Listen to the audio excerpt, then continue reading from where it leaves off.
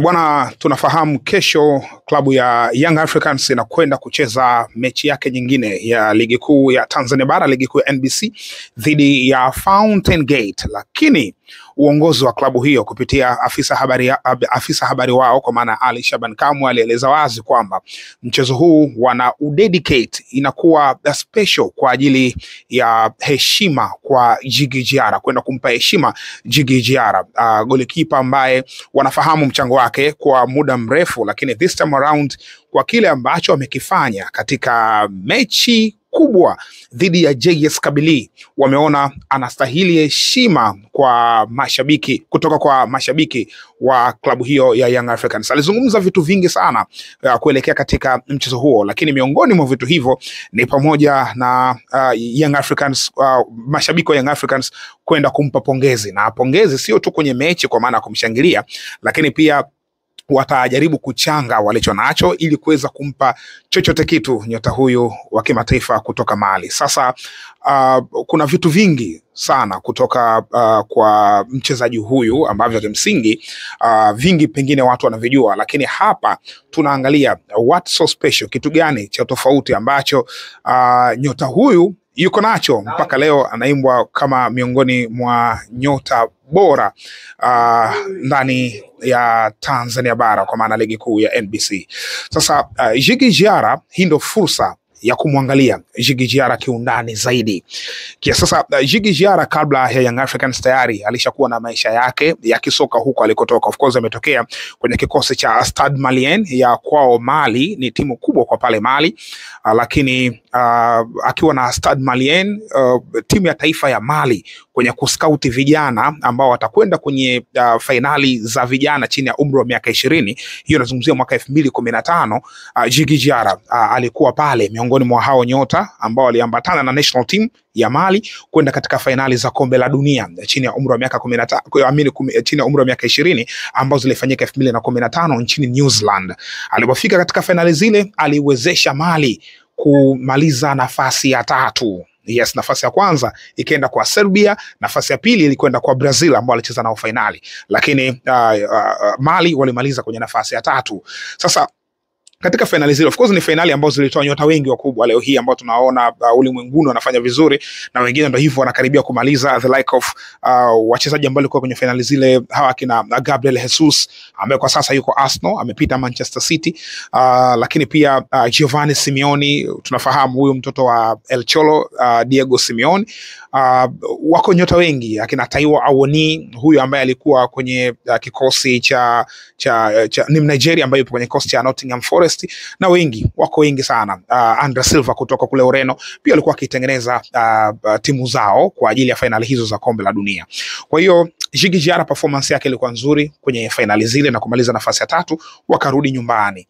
Lakini kama ambavyo tunafahamu kwamba mpira wetu wa Kiafrika, miongoni mwa eneo gumu kwa wachezaji wetu wa ndani kutoka kwenda nje ni eneo la goalkeeping. Magolikipa wamekuwa kistruggle sana kupata madili, hususan huko barani Ulaya kwenye klabu kubwa kubwa. Leo hii unaweza count magolikipa wa Afrika ambao wamezaliwa Afrika na wanacheza Ulaya kwenye klabu mbalimbali. Imekuwa changamoto, magolikipa wako wengi lakini wengi wamekuwa kiishia hapa ndani. Hata hizi timu za taifa nyingi kubwa heavyweight au powerhouses ambazo zinafanya vizuri, naona bado magolikipa wamekuwa kichukua hapa nyumbani. Yani kupata magolikipa wa nje ni ngumu. Na kutolea mfano, taifa kama Nigeria ni taifa kubwa, ni powerhouse, taifa lenye miraba 4, lakini magolikipa wao wengi wako hapa ndani. Stanley Nwabali kutoka anacheza Afrika Kusini pale, lakini yupo Amaso Basogi anacheza Singida Black Stars. Hao wote ni magolikipa wao kwenye national team.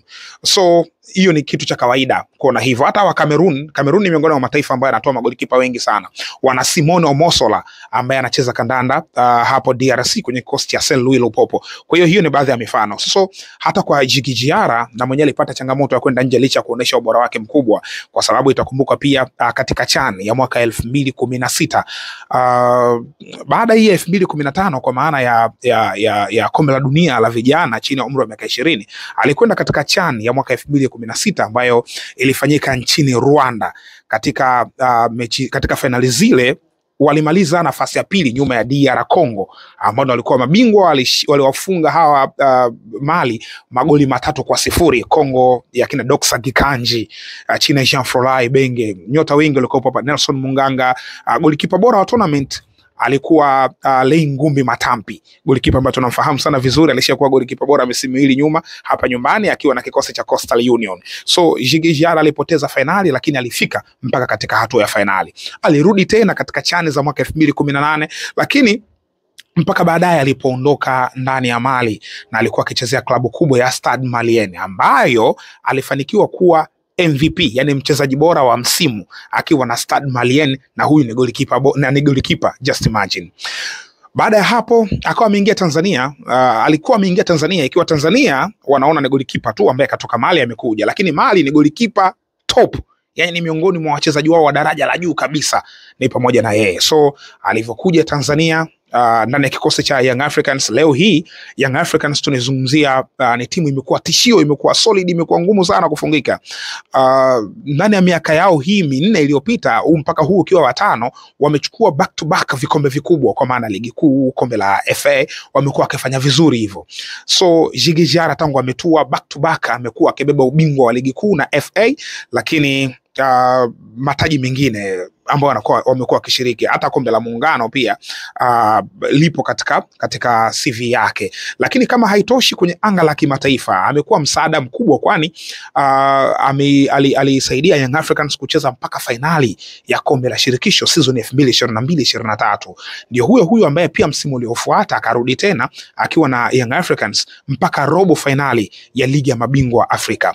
Leo hii Young Africans ndani ya Tanzania bara wamechora mstari wao mkubwa sana, wanafanya vizuri, lakini kimataifa wamekuwa wakifanya vizuri pia. Na kwenye msimu huu wa 2025-2026 umekuwa msimu ambao Young Africans baada ya msimu uliopita kuishia group stage, msimu huu wamepangwa katika kundi gumu, kundi ambalo sisi tunali-count kama kundi la kifo kwa sababu ya maklabu ambayo yako pale, AS FAR Rabat, Al Ahly pamoja na JS Kabylie pamoja na wao wenyewe Young Africans. Kwa hiyo kundi hili ukiliangalia unaona ni kundi gumu sana ambalo kwa Young Africans wana kazi ya kuifanya kama ambavyo timu nyingine zina hiyo kazi.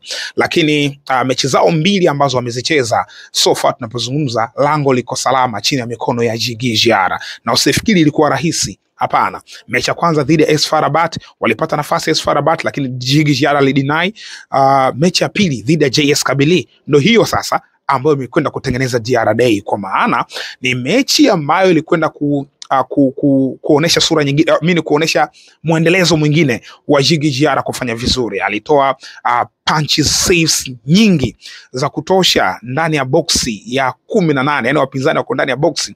Yeye alichomoa michomo mingi ya hatari ambayo ingeweza kuinyima nafasi Young Africans ya kuondoka angalau na points katika ule mchezo. So kwa Young Africans kufanya hiki ambacho wamefanya, kwa maana ya kwenda kumpongeza Djigui Diarra, tayari walishaanza hizo harakati, walishampatia hela, ilikuwa inatajwa milioni 2 na points, lakini this time around wanakuja kwenye njia nyingine, kwa maana ya kwenda kudedicate katika mechi rasmi ya ligi kuu juu ya mchango wa nyota huyu.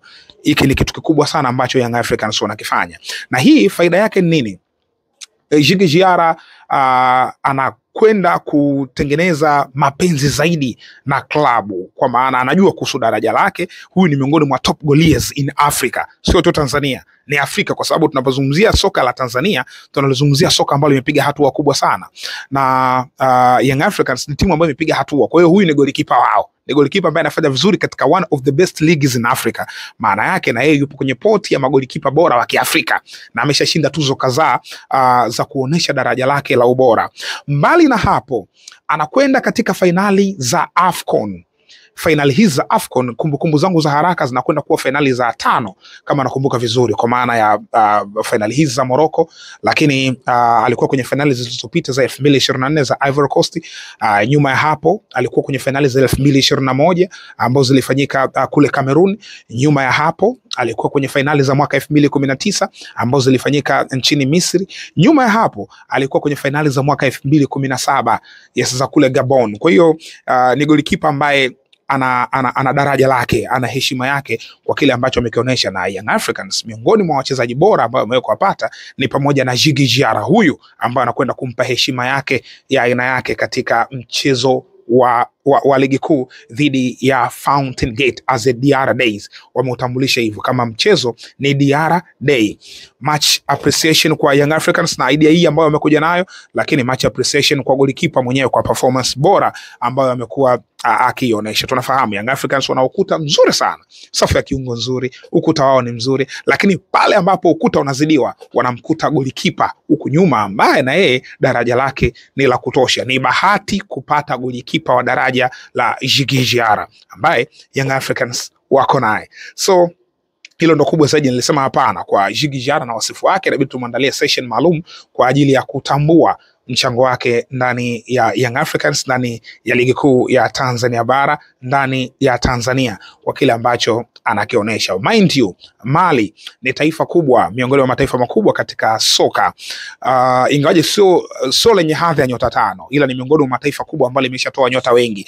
Na nikikutrace kidogo kuna point nilitaka kuimiss katika ile mwaka 2015 wakati tunamaliza zile finali za vijana.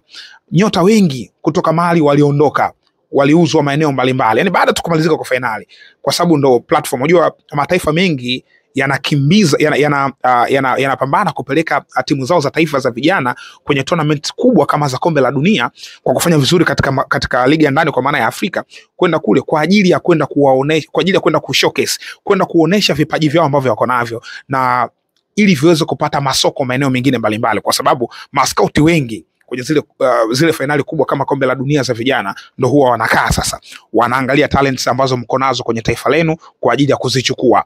Ndio maana hata sisi mwaka 2017 Serengeti Boys ile akina Dickson Job, akina Kabwili hawa walivyokwenda katika finali za Gabon kule, tulikuwa tunasema Gabon mpaka kombe la dunia. Nakumbuka kombe la dunia lilikuwa India, ilibidi tupeleke wachezaji wetu kwenye kombe la dunia ili ikawe platform ya wao kuonekana na waweze kuuzwa maeneo mbalimbali, kama ambavyo Mali walifanya hivyo. Walipeleka baadhi ya nyota wao na wengi wakawa wameondoka, the like of Mamadou Samake ambaye baadaye alirudi nyumbani na alicheza hadi Azam hapa. Yes, ni miongoni mwa nyota ambao walikuwa ni impact ya kuonekana kwenye finali za kombe la dunia.